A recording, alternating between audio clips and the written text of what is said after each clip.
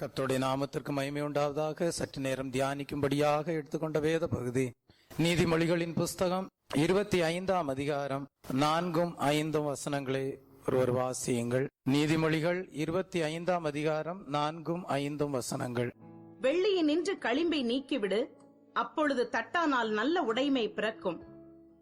ராஜாவின் முன்னின்று துஷ்டரை நீக்கிவிடு, அப்பொழுது அவனுடைய சிங்காசனம் நீதியினால் நிலை நிற்கும். கர்த்தருடைய நாமத்திற்கு மகிமை உண்டாவதாக. வெள்ளியினின்று களிம்பை நீக்கிவிடு, அப்பொழுது தட்டானால் நல்ல உடைமை பிறக்கும். ராஜாவின் முன்னின்று துஷ்டரை நீக்கிவிடு, அப்பொழுது அவனுடைய சிங்காசனம் நீதியினால் நிலை நிற்கும். ஜெபிப்போம். அன்பும் மகா கிருபையும் இரக்கமும் நிறைந்த நேசமுள்ள நல்ல தகப்பனே, உம்மை நன்றியுள்ள இருதயத்தோடு ஸ்தோத்திரிக்கிறேன். இந்த நாளிலே ஆண்டவரே, நாங்கள் தியானிக்கும்படியாக தேவன் எங்களுக்கு கொடுத்த இந்த வேத வசனத்திற்காக உம்மை நன்றியுள்ள இருதயத்தோடு ஸ்தோத்திரிக்கிறேன். இந்த வேத வசனத்தின் மூலமாக தேவரீர் எங்களுக்கு வெளிப்படுத்துகிற சத்தியங்கள் எங்களுடைய வாழ்க்கையிலே ஆண்டவரே எங்களை மென்மேலும் உடைய ராஜ்யத்துக்கு உகந்தவர்களாக மாற்ற ஆண்டவர் தாமே கிருபை உள்ளவராக இருந்து எங்களுடைய வாழ்க்கையிலே ஆண்டவரே உம்மோடு இன்னும் நெருங்கி ஜீவிக்க ஆண்டவர் தாமே கிருபை செய்தாலும் இயேசு கிறிஸ்துவின் நாமத்திலே பிதாவே, ஆமீன். வெள்ளியினின்று களிம்பை நீக்கிவிடு, அப்பொழுது தட்டானால் நல்ல உடைமை பிறக்கும். ராஜாவின் முன்னின்று துஷ்டரை நீக்கிவிடு, அப்பொழுது அவனுடைய சிங்காசனம் நீதியினால் நிலை நிற்கும். கர்த்தருடைய நாமத்திற்கு மகிமை உண்டாவதாக. நம்முடைய ஆண்டவராகிய இயேசு கிறிஸ்து நல்ல மேய்ப்பன் என்று வேதத்திலே வர்ணிக்கப்பட்டிருக்கிறார். நம்முடைய ஆண்டவராகிய இயேசு கிறிஸ்து பல விதங்களிலே வேதத்திலே வர்ணிக்கப்பட்டிருக்கிறார். விடிவெள்ளி நட்சத்திரம் என்று அவர் வர்ணிக்கப்பட்டிருக்கிறார்.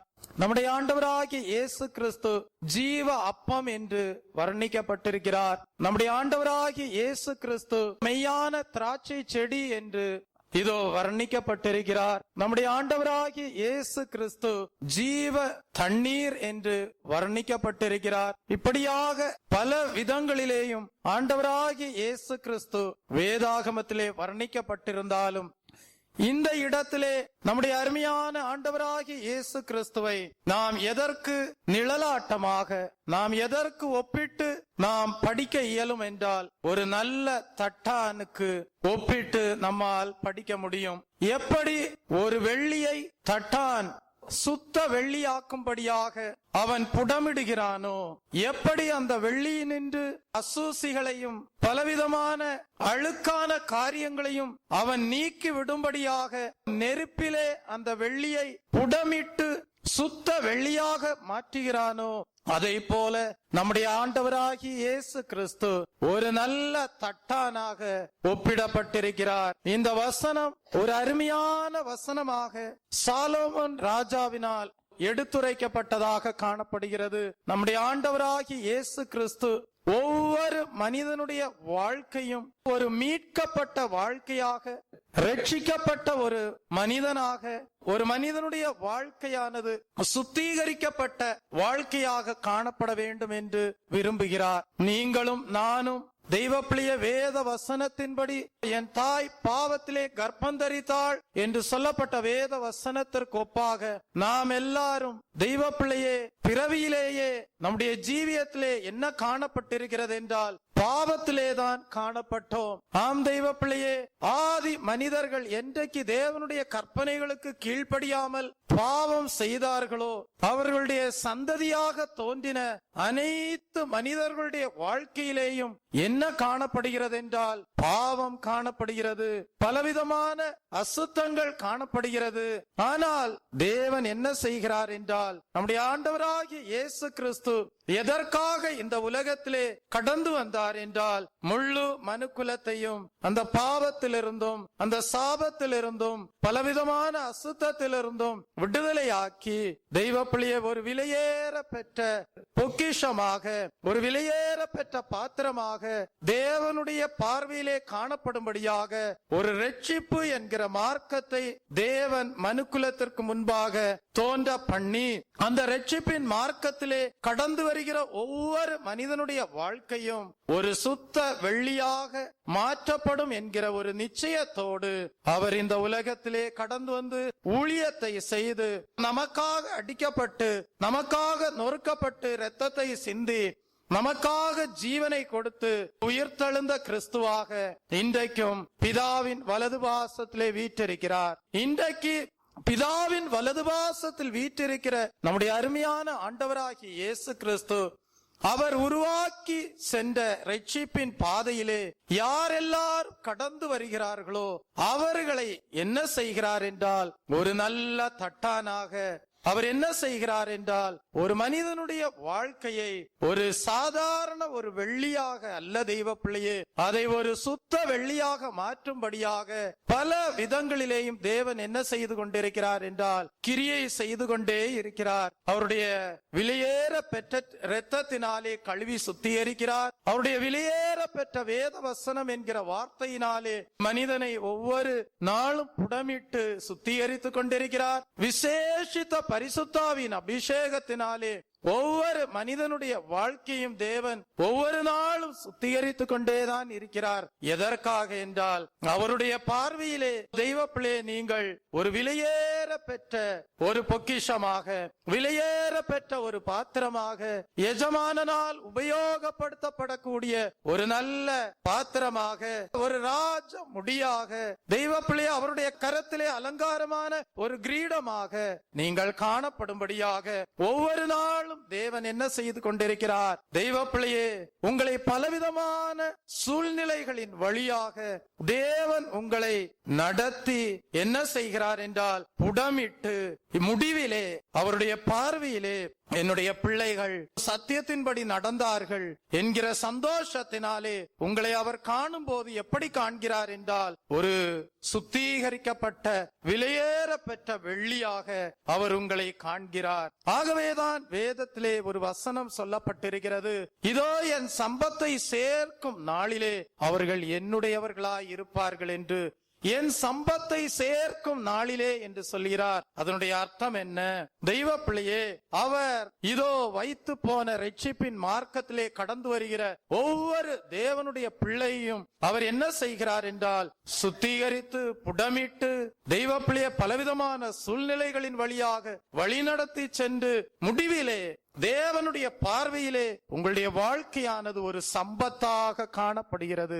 சம்பத்தாக காணப்படும் பட்சத்திலே ஆண்டவருடைய வருகையின் நாளிலே தேவன் என்ன செய்கிறாராம்? என் சம்பத்தை சேர்க்கும் நாளிலே அவர்கள் என்னுடையவர்களாயிருப்பார்கள். கடந்த வாரத்திலே தியானித்தது போல நல்ல மீன்களை எல்லாம் எப்படி இதோ கரையிலே இழுத்து கொண்டு வந்து நல்ல மீன்களை பொறுக்கி கூடையிலே சேர்க்கிறாரோ, கெட்டவைகளை எல்லாம் எப்படி எரிந்து போடுகிறாரோ, அதை போல தேவன் இந்நாட்களிலே செய்து வருகிற கிரியைகளுக்கு ஒரு மனிதன் தன்னை ஒப்பு கொடுக்கும் போது அவனுடைய வாழ்க்கையை தேவன் எப்படி மாற்றுகிறார் என்றால் ஒரு சுத்த வெள்ளியாக, ஒரு நல்ல சம்பத்தாக தேவன் மாற்றி அவருடைய வருகையின் நாளிலே நீ தூக்கி வீசப்படக்கூடிய விலையில்லாத பாத்திரமாக அல்ல தெய்வ பிள்ளையே, நீ தேவனுடைய ராஜ்யத்திலே சேர்க்கப்படக்கூடிய ஒரு விலையேற பெற்ற சம்பத்தாக, ஒரு விலையேற பெற்ற ஒரு வெள்ளியாக, ஒரு சுத்திகரிக்கப்பட்ட பொக்கிஷமாக தேவன் அவருடைய ராஜ்யத்திலே உன்னை வைத்து அலங்கரிக்கிறார். ஆகவே இந்நாட்களிலே ஆண்டவராகிய இயேசு கிறிஸ்து என்னுடைய வாழ்க்கையிலே ஒரு நல்ல தட்டானாக இருக்கிறார் என்று அவருக்கு உன்னுடைய வாழ்க்கையை நீ ஒப்பு கொடுக்கும் போது அவர் உன்னுடைய வாழ்க்கையை என்ன செய்கிறார் என்றால் அவருடைய வருகையின் நாளுக்கென்று ஆயத்தப்படுத்திக் கொண்டே வருகிறார். Price the Lord. ஆகவேதான் ஆசரிப்பு கூடாரத்தை அந்நாட்களிலே அவர்கள் உருவாக்கின வேளைகளிலேயும் கூட அந்த அறைகளை எல்லாம் ஏதோ ஒரு வெள்ளியினால் அல்ல தெய்வ பிள்ளையே, சுத்திகரிக்கப்பட்ட விலையேற பெற்ற புடமிடப்பட்ட வெள்ளியினாலே அவர்கள் என்ன செய்தார்களாம்? அறைகளை எல்லாம் உருவாக்கினார்கள் என்று 1 நாளாகமம் புஸ்தகம் 29 அதிகாரம் 4 வசனத்திலே வாசிக்கிறோம். 1 நாளாகமம் புஸ்தகம் 29 அதிகாரம் 4 வசனம். அறைகளின் சுவர்களை மூடுவதற்காகவும் பொன் வேலைக்கு பொன்னும் வெள்ளி வேலைக்கு வெள்ளியும் உண்டாயிருக்கிறதற்காகவும் கம்மாளர் செய்யும் வேலை அனைத்திற்காகவும் ஒப்பீரின் தங்கமாகிய 3000 தாலந்து தங்கத்தையும் சுத்த வெள்ளியாகிய 7000 தாலந்து வெள்ளியையும் கொடுக்கிறேன் என்று அங்கே சொல்லப்பட்டிருக்கிறது. அறைகளின் சுவர்களை மூடுவதற்கு அவர்கள் எதை பிரயோஜனப்படுத்தினார்கள் என்றால் சுத்திகரிக்கப்பட்ட வெள்ளியை பிரயோஜனப்படுத்தினார்கள். இன்றைக்கு நீங்கள் தேவனுடைய ஆலயமாய் இருப்பீர்களானால், நீங்கள் தேவனால் தெரிந்தெடுக்கப்பட்ட பாத்திரமாய் இருப்பீர்களானால், நீங்கள் ஒரு சாதாரண வெள்ளி அல்ல தெய்வ பிள்ளையே, நீங்கள் சுத்திகரிக்கப்பட்ட வெள்ளி, நீங்கள் புடமிடப்பட்ட வெள்ளி, நீங்கள் புடமிடப்பட்ட பாத்திரம், நீங்கள் பிரகாசிக்கிற தெய்வ பிள்ளையை ஒரு ஜீவியம் செய்கிறவர்களாக தேவன் மாற்றி வருகிறார். ஆகவேதான் சங்கீதம் 12ஆம் சங்கீதம் 6ஆம் வசனத்தை வாசிக்கும் போதும் கூட கர்த்தருடைய சொற்கள் எப்படி காணப்படுகிறதாம்? மண் குகையில் 7 தரம் உருக்கி புடமிடப்பட்ட வெள்ளிக்கொப்பான சுத்த சொற்களாய் இருக்கிறது என்று சொல்லப்பட்டிருக்கிறது. அப்படியானால் ஆண்டவருடைய வார்த்தை, வேதத்திலே காணப்படுகிற திருவசனம் எதற்கு ஒப்பிட்டு சொல்லப்பட்டிருக்கிறது என்றால், மண் குகையிலே 7 தரம் உருக்கி புடமிடப்பட்ட சுத்த சொற்களாக காணப்படுகிறதாம். அந்த சுத்த சொற்களை கொண்டுதான் தேவன் இன்றைக்கு தேவனுடைய சபையிலே தம்முடைய பிள்ளைகளுடைய வாழ்க்கையை எப்படி மாற்றி வருகிறார் என்றால், சுத்திகரிக்கப்பட்ட ஜீவியம் செய்யும்படியாக, தேவனுடைய பார்வையிலே சுத்திகரிக்கப்பட்ட வெள்ளியாக காணப்படும்படியாக சுத்திகரித்துக் கொண்டே வருகிறார். அவருடைய விலையேற பெற்ற இரத்தத்தினாலே, அவருடைய விலையேற பெற்ற அபிஷேகத்தினாலே, அவருடைய விலையேற பெற்ற வசனத்தினாலே தேவன் சுத்திகரித்துக் கொண்டே வருகிறார். அவருடைய வசனத்திற்கு தங்களுடைய ஜீவியத்தை யார் ஒப்பு கொடுக்கிறார்களோ அவர்களுடைய ஜீவியத்தை தேவன் விலையேற பெற்ற கனமுள்ள பாத்திரமாக மாற்றுகிறார். தேவனுடைய வசனத்திற்கு ஒப்பு கொடுத்தபடியால் தான் தெய்வ பிள்ளையே நீங்கள் இன்றைக்கு தேவ சமூகத்திலே காணப்படுகிறீர்கள். தேவனுடைய சுத்திகரிக்கப்பட்ட வார்த்தைக்கு நீங்கள் உங்களுடைய ஜீவியத்தை அர்ப்பணிக்கும் போது தேவன் என்ன செய்கிறார் என்றால் உங்களை கனமுள்ள பாத்திரமாக மாற்றுகிறார். வேதத்திலே சொல்லப்பட்டிருக்கிறது, கனமுள்ள பாத்திரமும் உண்டு, கனவீனமான பாத்திரங்களும் உண்டு. ஆனால் தேவனுடைய ஆண்டவருடைய வருகையின் நாளிலே தேவன் உங்களை கனவீனமான பாத்திரமாக காண்பதில்லை தெய்வ பிள்ளையே, உங்களை ஒரு கனமுள்ள பாத்திரமாக காண்கிறார். ஆகவே இந்நாட்களிலே ஆண்டவராகிய இயேசு கிறிஸ்து ஒரு தட்டானாக காணப்படும் போது அந்த தட்டான் என்ன செய்கிறான்? அந்த வெள்ளியை நெருப்பினுக்குள்ளாக அனுப்புகிறான். அந்த தட்டான் என்ன செய்கிறான்? அந்த வெள்ளியை என்ன செய்கிறான்? பல விதங்களிலேயும் என்ன செய்கிறான் என்றால், இதோ அடித்து என்ன செய்கிறான் என்றால் பல விதங்களிலேயும் தட்டி அவன் எதிர்பார்க்கக்கூடிய விதத்திலே அந்த வெள்ளி உடைமையை அவன் உருவாக்கி, இந்த வெள்ளி உடைமை என்னுடைய ராஜ்யத்தின் மகிமைக்காக கனமுள்ள பாத்திரமாக காணப்படும் என்று சொல்லி அவன் தன்னுடைய வேலையை நிறைவாக்கும் போது தான் செய்த வேலை நிமித்தமாக சந்தோஷப்படுகிறான். எப்படி ஒரு குயவன் களிமண்ணை எடுத்து, இதோ அந்த களிமண் தான் எதிர்பார்க்கக்கூடிய விதத்திலே ஒரு பாத்திரமாக வனைந்து வரப்படுகிறது என்பதை கண்டு அவன் சந்தோஷப்படுகிறானோ, அதை போல ஒரு சாதாரண ஒரு வெள்ளி உடைமையை எடுத்து தட்டானாகிய ஆண்டவராகிய இயேசு கிறிஸ்து பல வேலைகளை செய்து அதை அவருடைய பார்வைக்கு ஒரு கனமுள்ள பாத்திரமாக மாற்றுகிறார். அவர் தம்முடைய வேலையை உன்னுடைய வாழ்க்கையிலே செய்யும் போது அது உன்னுடைய வாழ்க்கையிலே வேதனையாக காணப்படலாம், அது உன்னுடைய வாழ்க்கையிலே பல விதங்களிலே சோதனையாக காணப்படலாம், அது பல விதங்களிலே உங்களுக்கு கஷ்டமாக காணப்படலாம். ஆனால் வேதம் சொல்லுகிறது, சோதனைகளை சகிக்கிற மனுஷன் பாக்கியவான், அவன் உத்தமன் என்று விளங்கின பின்பு அவனுக்கென்று வைக்கப்பட்டிருக்கிற ஜீவ கிரீடத்தை அவன் பெற்றுக் கொள்வான். அப்படியே தெய்வ பிள்ளையே, தேவன் இந்த நாட்களிலே உங்களுடைய வாழ்க்கையிலே செய்து வருகிற கிரியைகளுக்கு நீங்கள் ஒப்பு கொடுத்து அவருடைய புடமிடப்பட்ட சுத்த வெள்ளிக்கு ஒப்பான வார்த்தைகளுக்கு கீழ்ப்படிந்து அந்த கற்பனைகளின்படி நீங்கள் நடக்கும் போது உங்களுடைய வாழ்க்கைக்கும் மற்றவர்களுடைய வாழ்க்கைக்கும் ஒரு பெரிய வித்தியாசம் உண்டு என்பதை அந்நாளிலே தேவன் விளங்க செய்வார். Price the Lord. அப்படியானால் தெய்வ பிள்ளையே, உங்களை தேவன் எதற்காக சுத்திகரித்துக் கொண்டே வருகிறார் என்றால், தேவன் ஒரு வசனத்தை நம்முடைய வேதத்திலே கொடுத்திருக்கிறார். அந்த வசனம் என்னவென்றால், நான் ஜெயங்கொண்டு என் பிதாவின் சிங்காசனத்திலே வீற்றிருப்பது போல நீங்களும் ஜெயம் பெறுவீர்களானால் என்னோடு என்னுடைய சிங்காசனத்திலே வீற்றிருக்கும்படி உங்களுக்கும் நான் என்ன செய்வேன்? அருள் கொடுப்பேன். அப்படியானால் அதனுடைய அர்த்தம் என்ன? தெய்வ பிள்ளையே, ஆண்டவராகிய இயேசு கிறிஸ்து இந்த உலகத்திலே கடந்து வந்தார். பிதாவின் சித்தத்தின்படி அவர் அடிக்கப்பட்டார், அவர் நொறுக்கப்பட்டார், அவர் வேதனைகளை சகித்தார், நிந்தனைகள் உண்டாயிருந்தது. அவர் கடந்து சென்ற போது அவரை காரி துப்பினார்கள். இப்படிப்பட்ட வேலைகள் எல்லாம் இந்த பூலோகத்திலே நடந்தாலும் அவைகளெல்லாம் பிதாவின் சித்தத்தின்படியே காணப்பட்டது. அது அவருடைய வாழ்க்கையை எப்படி மாற்றினது என்றால், ஒரு ஜெய ஜீவியம் செய்யும்படியான வாழ்க்கையாக மாற்றினது.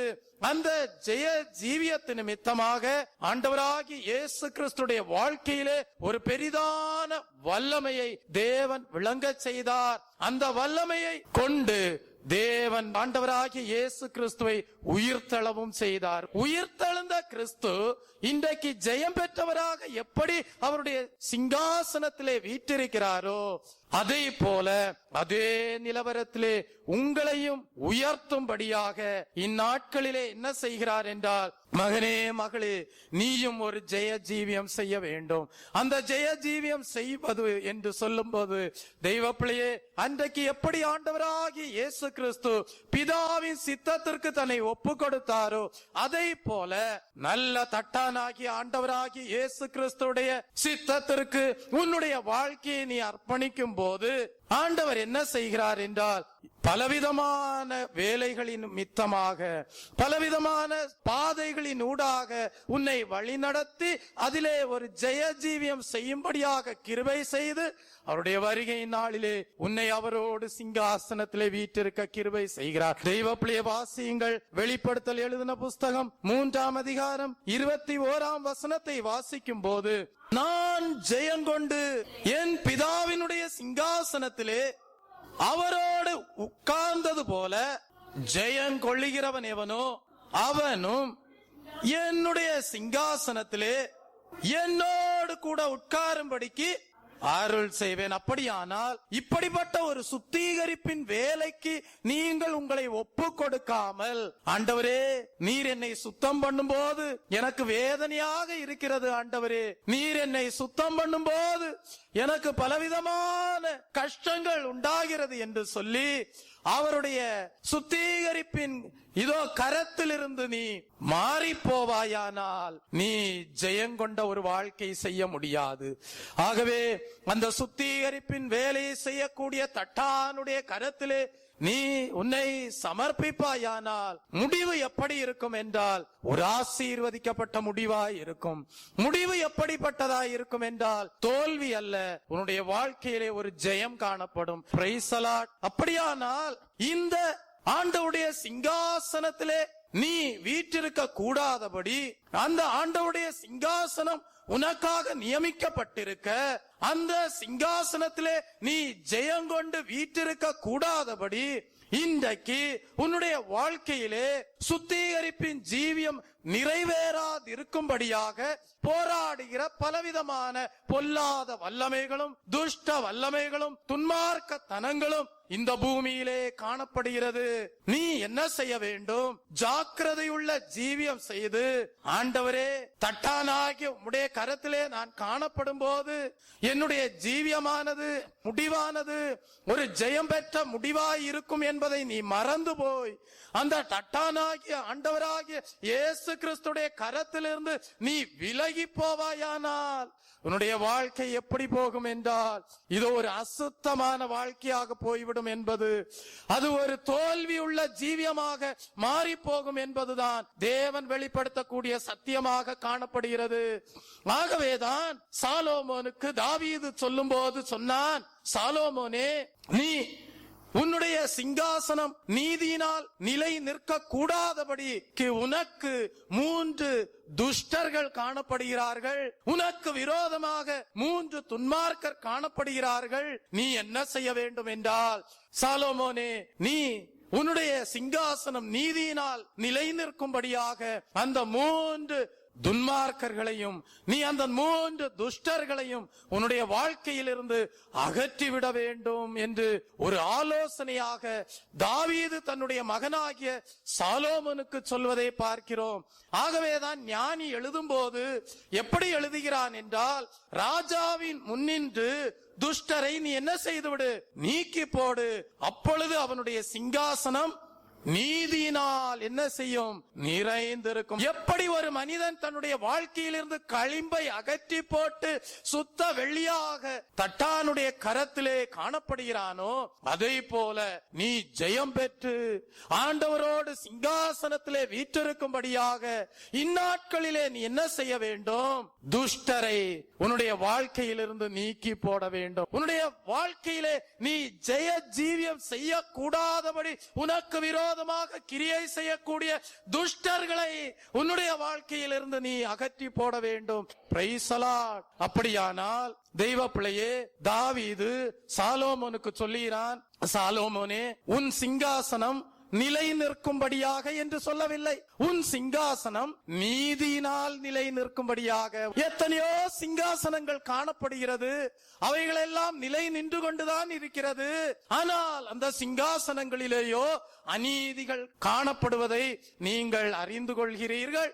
ஆனால் தாவீது சாலோமோனுக்கு சொல்லும் போது, உன்னுடைய சிங்காசனம் அநீதியினால் அல்ல, நீதியினால் நிலை நிற்க வேண்டுமானால் அந்த நீதியின் சிங்காசனத்திற்கு விரோதமாக காணப்படுகிற துஷ்டரை நீ உன்னுடைய சமூகத்திலிருந்து நீக்கிவிட வேண்டும் என்று சொல்லுகிறான். ஒரு அல்லேலூயா சொல்லுவோமா?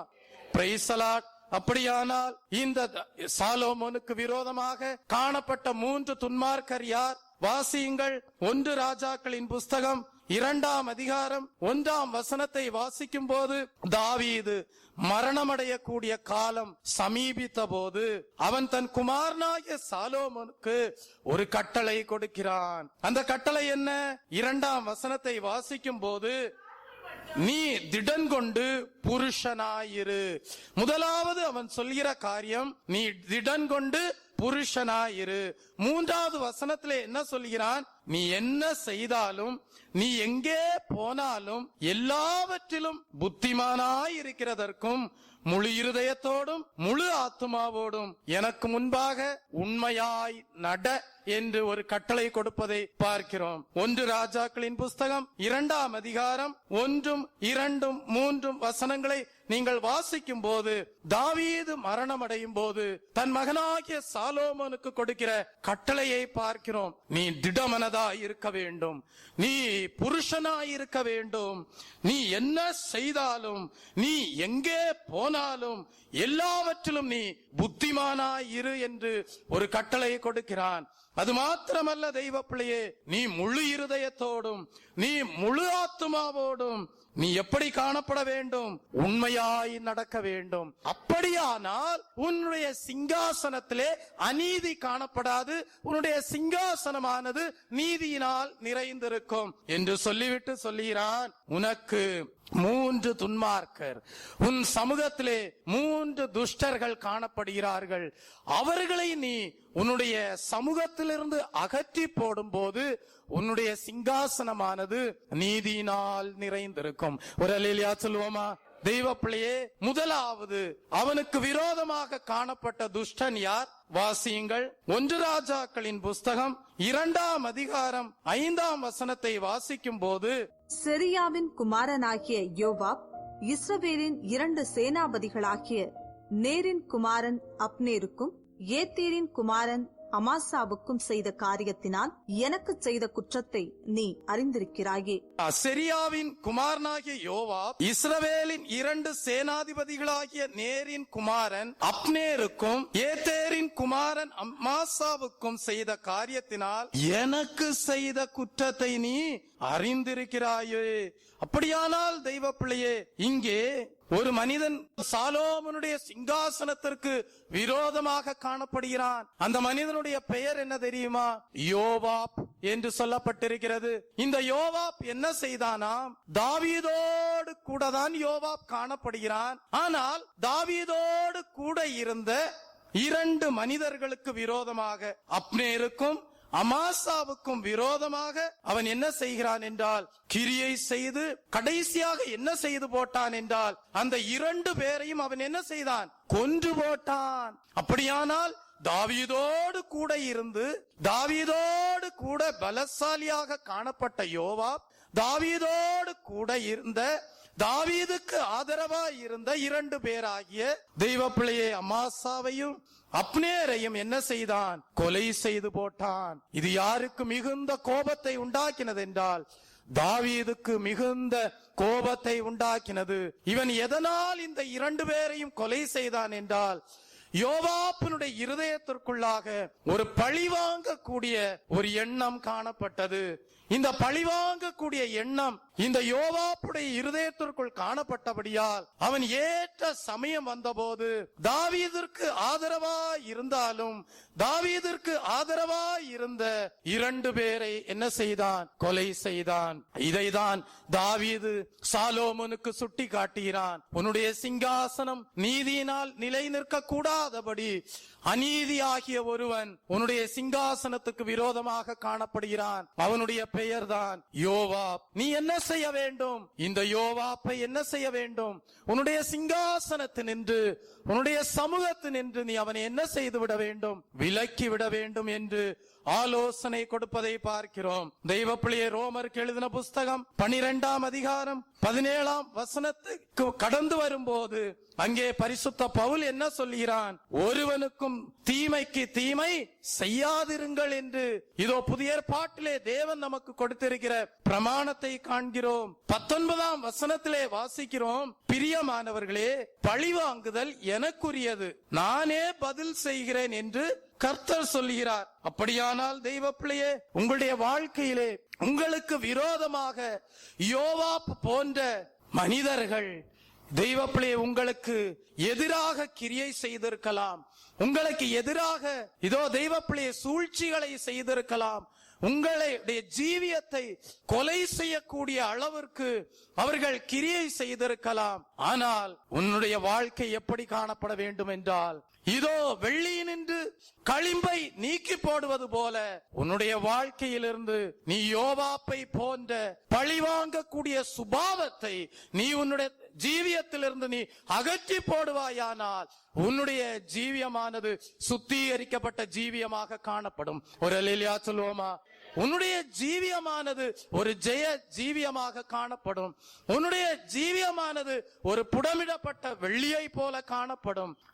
அது அல்லாமல் பழிக்கு பழி வாங்கக்கூடிய எண்ணங்கள் உன்னுடைய இருதயத்திலே காணப்படுமேயானால் நீ சுத்திகரிக்கப்பட்ட வெள்ளியாக அல்ல, நீ ஜெயம் பெற்றவனாக அல்ல, நீ தேவனோடு சிங்காசனத்திலே வீற்றிருக்க கூடியவனாக அல்ல. தெய்வ பிள்ளையே, நீ ஒரு தோல்வி அடைந்த மனிதனாக காணப்படுவாய்.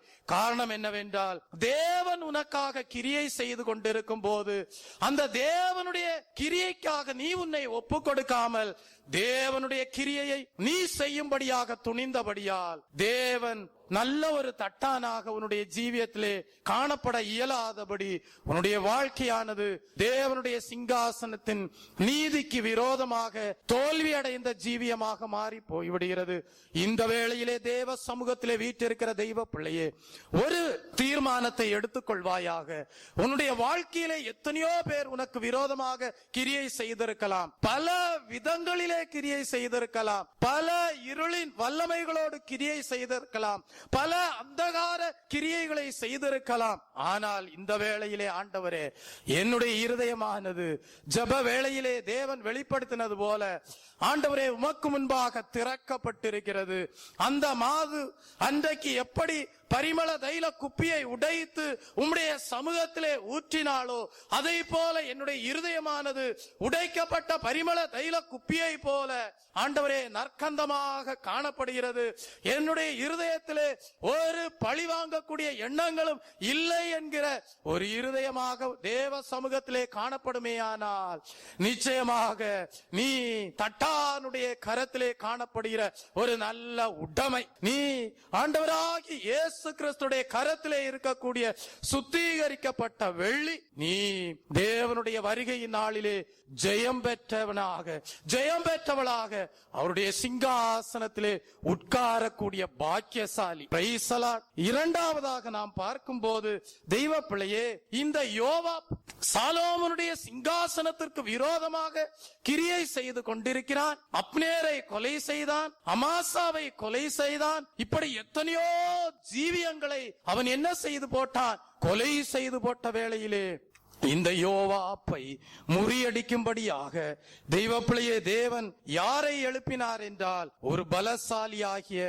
பெனாயாவை எழுப்பினார். ஒரு பலசாலி யோவாப் ஒரு சாதாரண மனிதன் அல்ல. தெய்வ பிள்ளையே, அவனும் ஒரு பலசாலியாக தான் காணப்பட்டான். ஆனால் அவனை முறியடிக்கும்படியாக தேவனுடைய நீதியின் சிங்காசனத்திற்கு விரோதமாக கிரியை செய்த யோவாப்பை முறியடிக்கும்படியாக, அவனை கொலை செய்யும்படியாக, அவனை சிங்காசனத்தினின்று புறம்பே தள்ளும்படியாக தேவனால் அபிஷேகம் பண்ணப்பட்ட மனிதனாக எழுப்பப்பட்டவன் தான் பெனாயா. உன்னுடைய வாழ்க்கையிலே உனக்கு விரோதமாக கிரியை செய்கிற எல்லா துஷ்ட வல்லமைகளையும் துன்மார்க்க தனத்தையும் முறியடிக்கும்படியாக தான் தேவன் பெனாயா என்கிற பரிசுத்தாவின் வல்லமையை உனக்கு கொடுத்திருக்கிறார். நீ பரிசுத்தாவின் அபிஷேகத்தின் வல்லமையால் நிரப்பப்பட்ட மனிதனாயிருப்பாயானால் யோவாப்பை போன்ற துஷ்டர்களை முறியடிக்க தேவன் உனக்கு பலன் கொடுக்கிறார். நீ ஜெயம் பெற்றவனாக தேவனுடைய சிங்காசனத்திற்கு பாத்திரனாக மாறுகிறாய். தெய்வ பிள்ளையை இரண்டாவதாக நாம் படிக்கும் போது இந்த தேவனுடைய சிங்காசனத்திற்கு விரோதமாக அல்லது இந்த சாலோமோனுடைய சிங்காசனம் நீதியினால் நிரப்பப்படாது காணப்படும்படியாக கிரியை செய்த இரண்டாவது துன்மார்க்கன் யார் என்றால் அதோனியா என்று படிக்கிறோம். வாசியுங்கள். 1 ராஜாக்களின் புஸ்தகம் 1ஆம் அதிகாரம் 5ஆம் வசனத்தை வாசிக்கும் போது அங்கே அதோனியாவை குறித்து அங்கே நாம் படிக்கிறோம். ஆகித்திற்கு பிறந்த அதோனியா என்பவன் நான் ராஜா ஆவேன் என்று சொல்லி தன்னைத்தான் உயர்த்தி தனக்கு ரதங்களையும் குதிரை வீரரையும் தனக்கு முன் ஓடும் 50 காலாட்களையும் சம்பாதித்தான். ஆகித்திற்கு பிறந்த அதோனியா என்பவன் நான் ராஜா ஆவேன் என்று சொல்லி தன்னைத்தான் உயர்த்தி தனக்கு ரதங்களையும் குதிரை வீரர்களையும் தனக்கு முன் ஓடும் 50 காலாட்களையும் என்ன செய்தான்? சம்பாதித்தான். அப்படியானால் பாருங்கள், இங்கே இன்னொரு துன்மார்க்கனுடைய பெயர் தான் அதோனியா.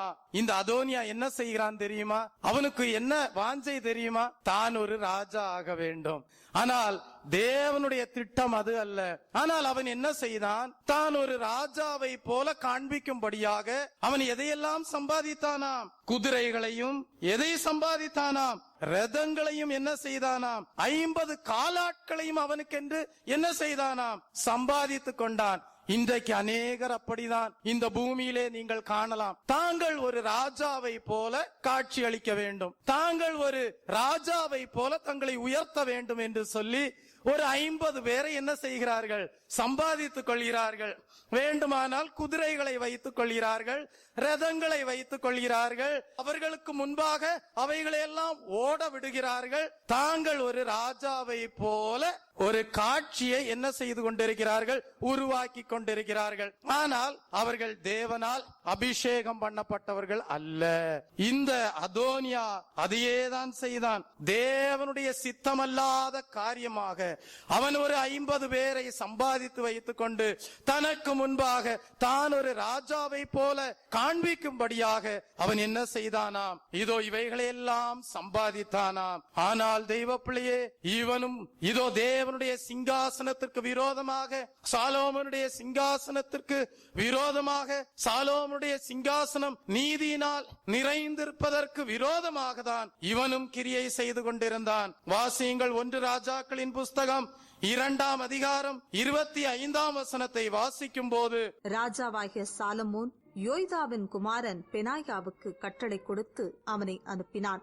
இவன் அவன் மேல் விழுந்து அவனை கொன்று போட்டான். இந்த அதோனியாவும் தன்னை தானே உயர்த்தினபடியால் யாரால் முறியடிக்கப்பட்டான் என்றால் பெனாயாவினால் என்ன செய்யப்பட்டான்? முறியடிக்கப்பட்டான். உங்களுடைய வாழ்க்கையிலே தன்னை தான் உயர்த்துகிறவன் தாழ்த்தப்படுவான். நீ தேவனுடைய பார்வையிலே ஒரு தாழ்மையுள்ள ஜீவியம் செய்யாமல் உன்னை நீயே உயர்த்தும்படியாக நீ பலவிதமான ரதங்களையும் பலவிதமான குதிரைகளையும், என்னோடு ஒரு 50 ஆட்கள் இருக்கிறார்கள் என்று சொல்லி நீ உன்னை மேட்டிமையாக உயர்த்தி கொண்டிருப்பாயானால் தேவனுடைய பார்வையிலே நீ ஒரு அதோனியாவை போல காணப்படுகிறாய். தேவனுடைய பார்வையிலே நீ உன்னை நீயே உயர்த்தி கொண்டிருக்கிறாய். அந்த சந்தர்ப்பத்திலே தேவன் என்ன செய்கிறார்? அபிஷேகம் பெற்ற பெனாயாவை அனுப்பி அங்கே அவன் கொலை செய்யப்பட்டு போவதை பார்க்கிறோம். வாசியுங்கள் 1 ராஜாக்கள் 2ஆம் அதிகாரம் 25ஆம் வசனம். ராஜாவாகிய சாலமோன் யோய்தாவின் குமாரன் பெனாயாவுக்கு கட்டளை கொடுத்து அவனை அனுப்பினான். இவன் அவன் மேல் விழுந்து அவனை கொன்று போட்டான். ராஜாவாகிய சாலோமோன் யோய்தாவின் குமாரன் பெனாயாவுக்கு கட்டளை கொடுத்து அவனை அனுப்பினான். இவன் அவன் மேல் விழுந்து அவனை கொன்று போட்டான். தெய்வ பிள்ளையே, உன்னுடைய வாழ்க்கையிலே நீ உன்னை நீயே உயர்த்தி கொண்டிருப்பாயானால் நீதான் வேதத்தின்படி அதோனியாவாக காணப்படுகிறாய். இந்த வேளையிலே தேவ சமூகத்திலே வீற்றிருக்கிற தெய்வ பிள்ளையே, தேவன் உனக்கு வெளிப்படுத்துகிற சத்தியம் என்னவென்றால், நீ அதோனியாவை போல உன்னை நீயே உயர்த்த வேண்டாம். தன்னை தான் தாழ்த்துகிறவன் உயர்த்தப்படுவான். தாழ்மையுள்ளோருக்கு தேவன் கிருபை அளிக்கிறார், பெருமையுள்ளோனுக்கு தேவன் எதிர்த்து நிற்கிறார். ஆகவே ஆண்டவரே, என்னுடைய வாழ்க்கையிலே இந்த அதோனியாவை போன்ற சுபாவங்கள், என்னை நானே உயர்த்தக்கூடிய சுபாவங்கள் என்னுடைய ஜீவியத்திலே வராதிருக்கும்படியாக இந்த வேளையிலே ஆண்டவராகிய இயேசுவே, நீர் எனக்கு நல்ல தட்டானாய் இருக்கிறீரே, உம்முடைய கரத்திலே என்னுடைய ஜீவியத்தை அர்ப்பணிக்கிறேன். நான் என்னையே உயர்த்தாதபடிக்கு என்னுடைய ஜீவியமானது ஒரு சுத்திகரிக்கப்பட்ட வெள்ளியாய் இருக்கட்டும். ஒரு அல்லேலூயா சொல்லுவோமா?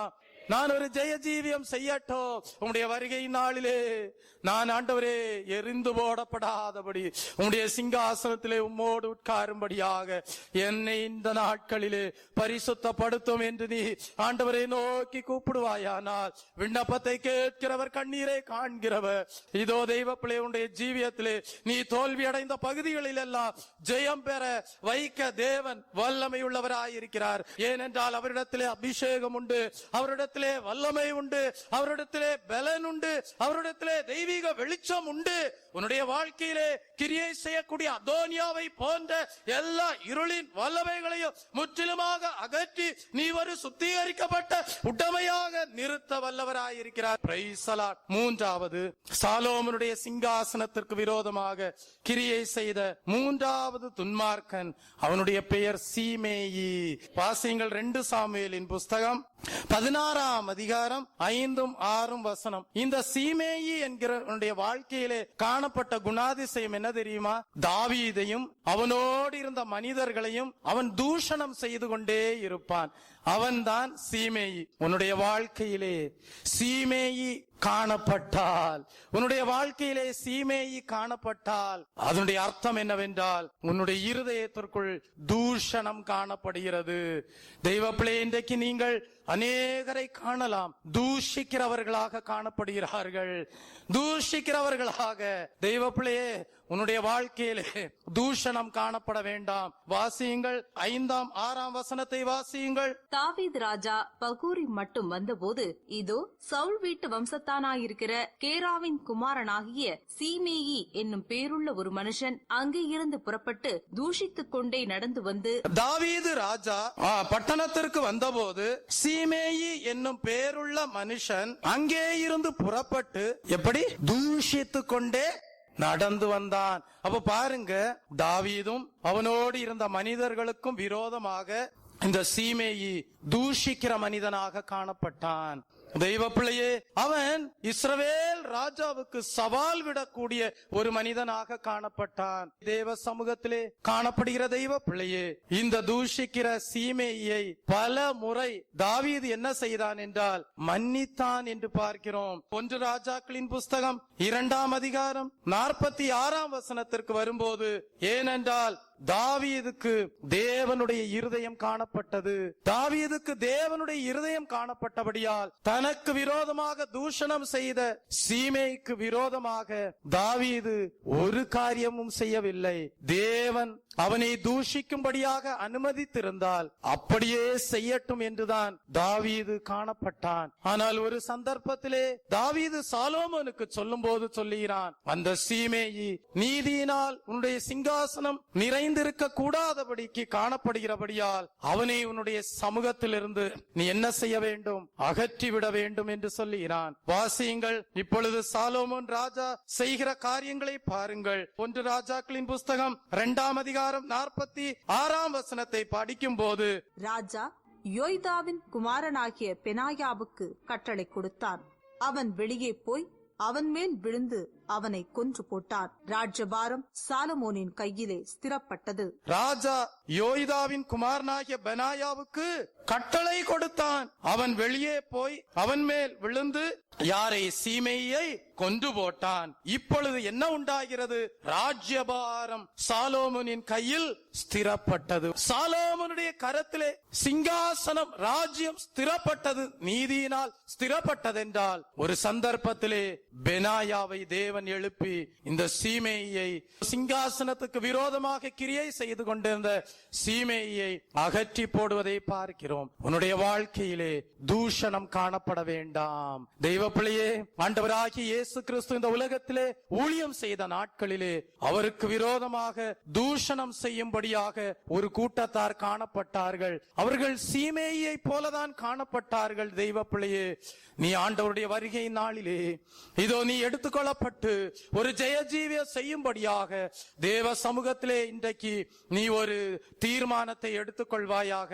ஆண்டவரே, நான் ஆண்டவரே சீமையை போல தேவனுக்கு விரோதமான சுபாவமாகிய தூஷணம் என்னுடைய வாழ்க்கையிலே இருக்குமானால் அவைகளை ஆண்டவரே நல்ல தட்டானாகிய உம்முடைய கரத்திலே என்னை அர்ப்பணிக்கிறேன்.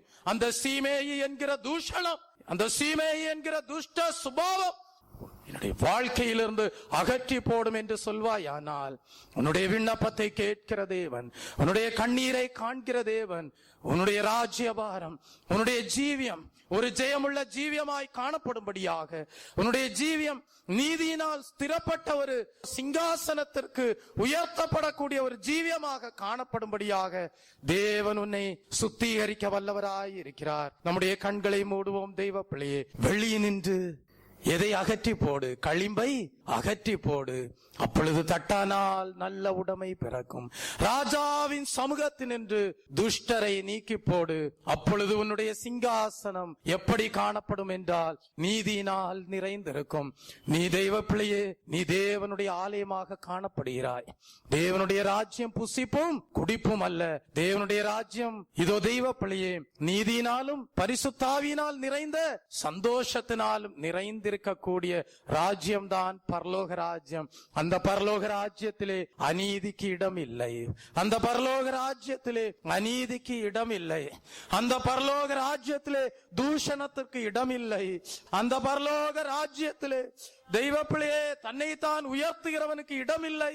அந்த பரலோக ராஜ்யத்திலே பழி வாங்குகிற எண்ணமுடையவனுக்கு இடம் இல்லை. ஆகவே இந்த வேளையிலே ஆண்டவரே, நீர் எனக்கு காண்பித்த ரட்சிப்பின் மார்க்கத்திலே இதோ உம்முடைய கரத்திலே என்னை அர்ப்பணிக்கிறேன் என்று சொல்வாயானால் நீ நல்ல பங்கை தெரிந்து கொள்ளும்படியாக, நீ ஜெயங்கொண்டவனாக, நீ தேவனோடு சிங்காசனத்திலே வீற்றிருக்கக்கூடிய ஒரு தகுதியுடையவனாக மாற்ற தேவன் வல்லவராகவே இருக்கிறார். அதோனியா போன்ற சுபாவங்கள் அழியட்டும் இயேசுவே நாமத்தினாலே. சீமேயை போன்ற சுபாவங்கள் அழியட்டும் இயேசுவே நாமத்தினாலே. யோவாபை போன்ற சுபாவங்கள் அழியட்டும் இயேசுவே நாமத்தினாலே. இயேசு கிறிஸ்துவின் திவ்ய சுபாவம் ஒவ்வொருடைய ஜீவியத்தையும் பிரகாசிக்கட்டும். நீ தூக்கி எறியப்படக்கூடிய சாதாரண உடைமை அல்ல. நீ தேவனுடைய பார்வையிலே ஒரு சம்பத்தாக காணப்படுகிறாய். புடமிடப்பட்ட வெள்ளியாக காணப்படுகிறாய். ஒரு தளவளவு சுத்திகரிக்கப்பட்ட வெள்ளியாக காணப்படுகிறாய்.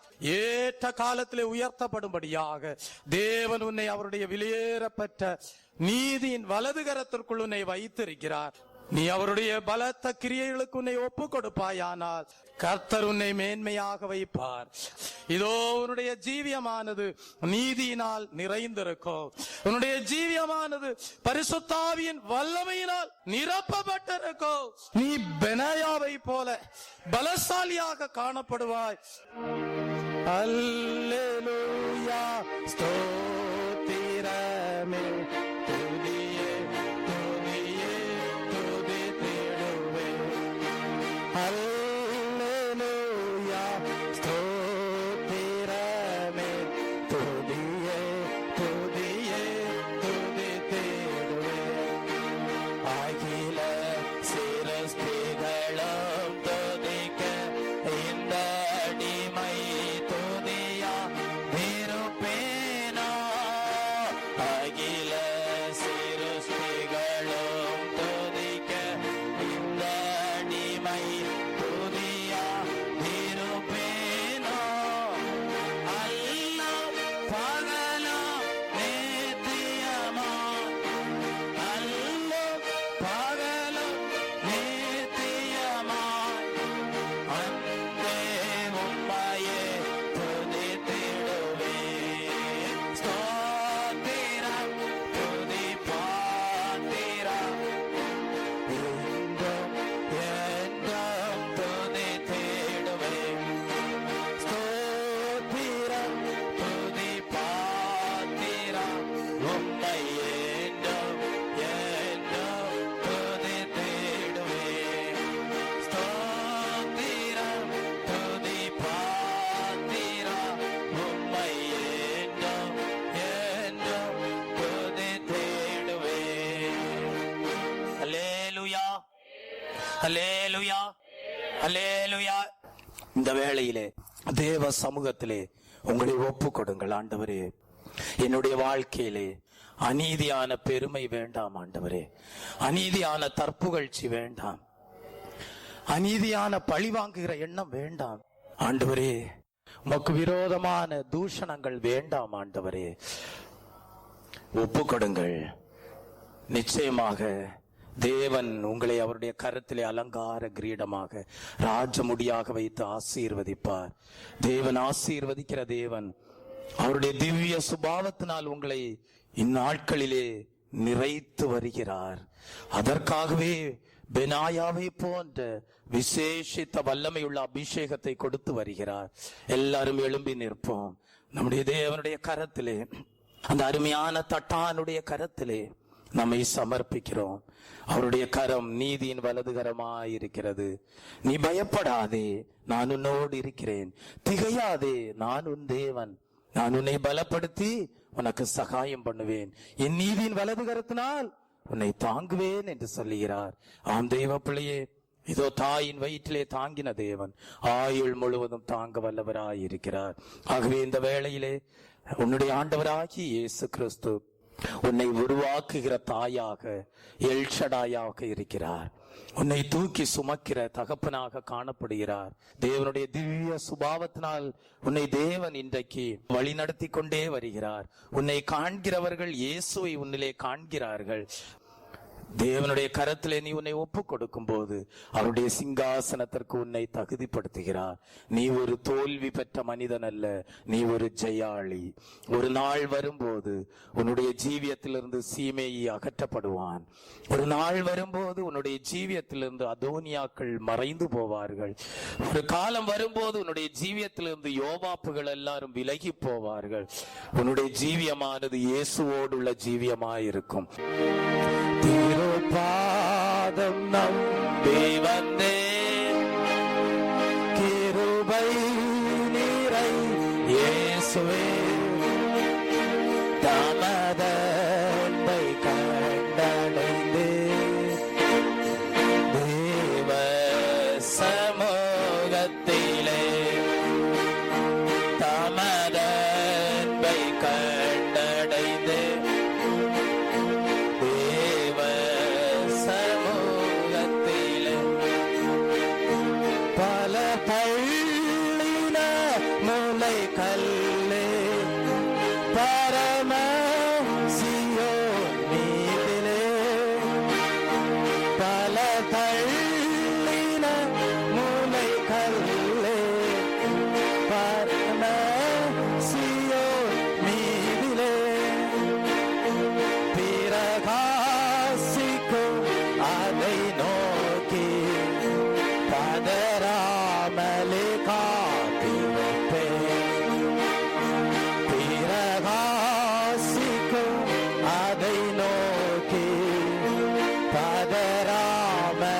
காத்திருப்பேன். Praise the Lord. திருப்பாதம் நம்பி வந்தேன். கிருபை நீரை இயேசுவே, தாமதத்தை கண்டடைந்தேன். தேவ சமூகத்திலே தாமதத்தை கண்டடைந்தேன். தேவ சமூகத்திலே. அல்லேலூயா. ஆண்டோடைய வருகை நாள் ஜெயம் பெற்றவர்களாக சுத்த வெள்ளியாக தேவனுடைய ராஜ்யத்திலே நாங்கள் அலங்கரிக்கப்பட்ட கிரீடங்களாக காணப்பட போகிறோம் என்கிற விசுவாசத்தோடு ஸ்தோத்திர பலிகளை